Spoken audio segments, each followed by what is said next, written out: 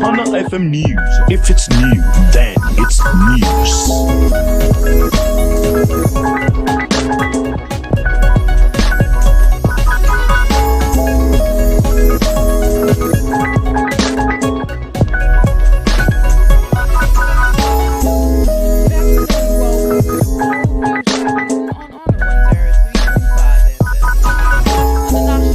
Afternoon, Wike Makinde faction set for showdown at PDP National Executive Committee meeting.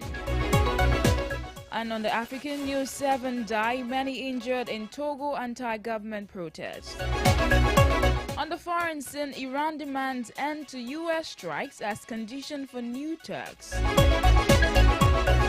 On the business news, banks donate over 500 million naira relief items to Niger floods. And finally, on the sport news, Napoli include Osimhen in pre-season plan.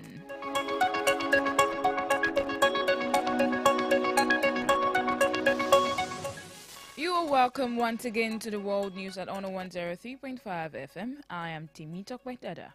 Now the news in detail. The crisis within the People's Democratic Party has taken a turn for the worse, with rival factions planning to hold separate NEC meetings and National Caucus meeting today in Abuja. This comes as the party struggles to resolve its internal dispute, particularly over the position of National Secretary. According to sources, the two factions led by Governor Seyi Makinde of Oyo State and former Rivers State Governor Nyesom Wike have been mobilizing support for their respective meetings. The Makinde faction, which includes Governors Peter Mba of Enugu, Diri of Bayelsa, and Ademola Adeleke of Osun, insists that the NEC meeting will go ahead as scheduled today. However, the Wike faction, which includes Governor Caleb of Plateau, Kefas of Taraba, and Bala Mohammed of Bauchi, is advocating for the postponement of the NEC meeting and the reinstatement of Samuel Anyanwu as National Secretary. The party's National Publicity Secretary, Debo, has insisted that the NEC meeting will proceed as scheduled.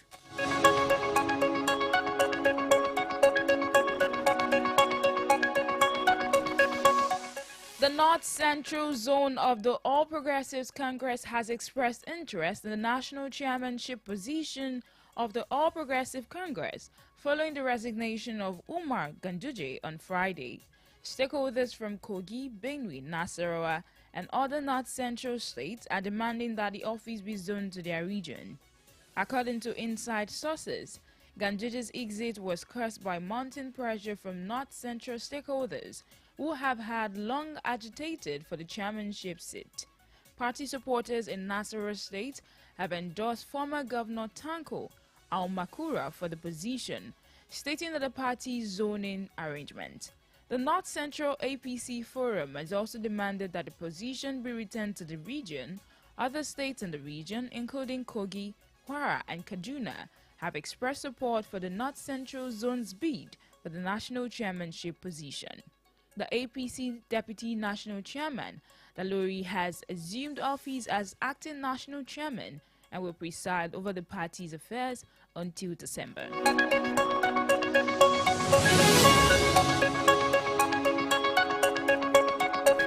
And on the African news this afternoon, coming from Togo, at least 7 people have been killed and many more injured in anti-government protests in Togo's capital, Lomé, yesterday. The protests, which began on June 26, are against recent constitutional reforms that could extend President Faouré's hold on power. According to eyewitnesses, security forces used tear gas and batons to disperse protesters.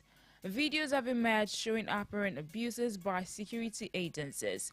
The situation in Togo is being closely watched by international community as opposition politicians have denounced the move as a constitutional coup.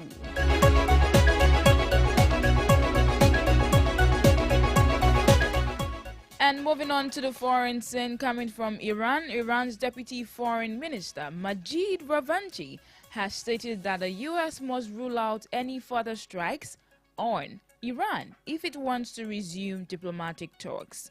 This comes after Trump administration expressed interest and returning to negotiations this week, but failed to clarify its position on potential future attacks.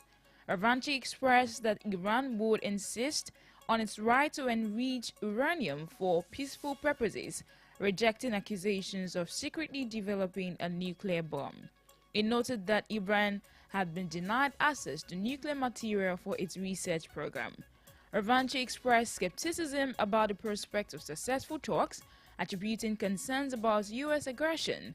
He also emphasized that Iran's nuclear program, including enriching uranium to 60%, is for peaceful purposes.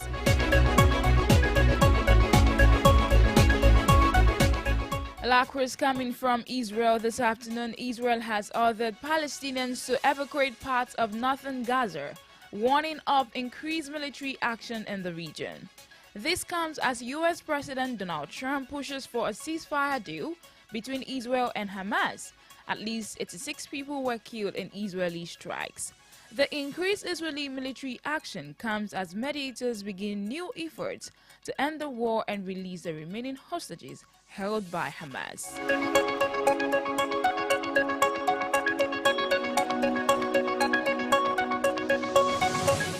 On the business report this afternoon, the banking sector in Nigeria has come together to support the victims of the recent floods in Mokwa, Niger State.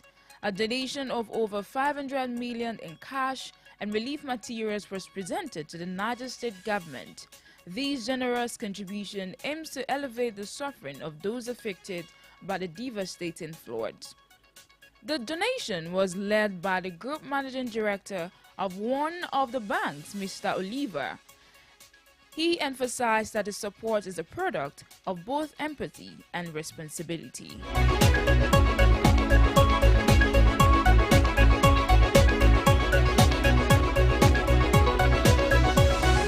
And finally, on the sport news this afternoon, Napoli has included Nigerian striker Victor Osimhen in the squad for the upcoming preseason, despite speculation surrounding his imminent move away from the club.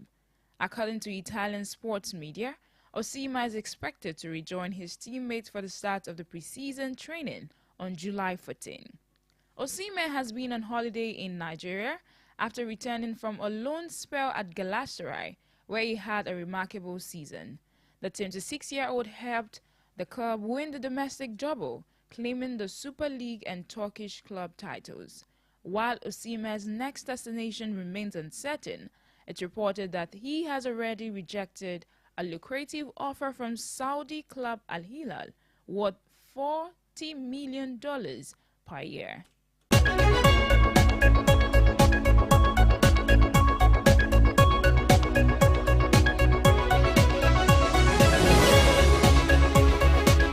And that'll be all for now on the World News at noon on Honor 103.5 FM. Before we go, here is a recap of the main stories.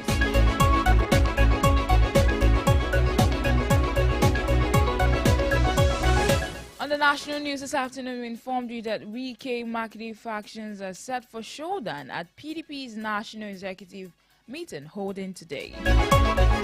Also in the African news, 7 people have been confirmed dead, many injured in Togo anti-government protests. On the foreign scene, Iran has demanded end to U.S. strikes as condition for new talks. And on the business report, banks in Nigeria have donated over 500 million naira relief materials to flood victims in Niger State. And finally, on the sport news, Napoli is set to include Osimhen in preseason plans.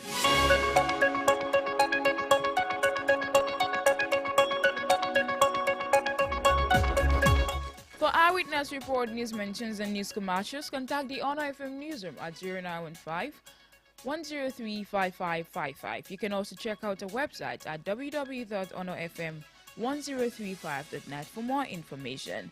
The news was compiled by Adedamola Saka. I am Temitope Dada. Thanks for listening. And that was the news.